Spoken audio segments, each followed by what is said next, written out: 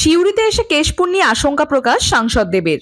বললেন বিজেপি প্রার্থী জেতার জন্য মরিয়া চেষ্টা করছেন, যে কোনো সময় কোনো সন্ত্রাসমূলক কাজ ঘটিয়ে তৃণমূলের ওপর চাপিয়ে দিতে পারে।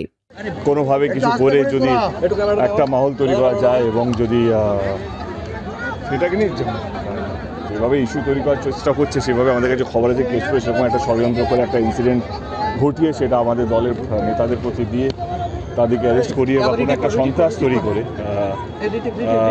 সেটাকে ইলেকশনে ইস্যু করার চেষ্টা করছে না করবে।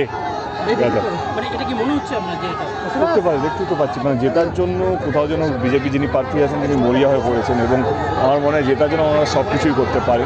আমি তাই আগের দিন বললাম এসপিকেও বলা আছে এবং ইলেকশন কমিশনকেও বলছে একটু নজর রাখবেন, কারণ অনেক অন্য স্টেটের মানুষকে দেখা যাচ্ছে কেশপুরে ঘোরাঘুরি করতে যারা কি বলবো সন্ত্রাস করার জন্য হয়তো রেডি হয়ে আছে বা কোনো একটা সময়ের জন্য খুঁজছে যেখানে এমন একটা ইনসিডেন্ট তৈরি করবে যেটা কেশপুরে মাহলটাকে মানে যাতে নষ্ট করার জন্য।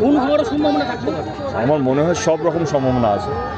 কেশপুরে যেইভাবে মানুষ গত 10 বছরের শান্তিতে আছে, যেভাবে ভালো আছে, যেভাবে আমরা আগলে রেখেছি, সেইটা কোথাও যেন বিরোধী দলের যিনি প্রার্থী তার ভালো লাগছে না এবং তারা ষড়যন্ত্র করছে কীভাবে এই শান্তিটাকে নষ্ট করা যায়।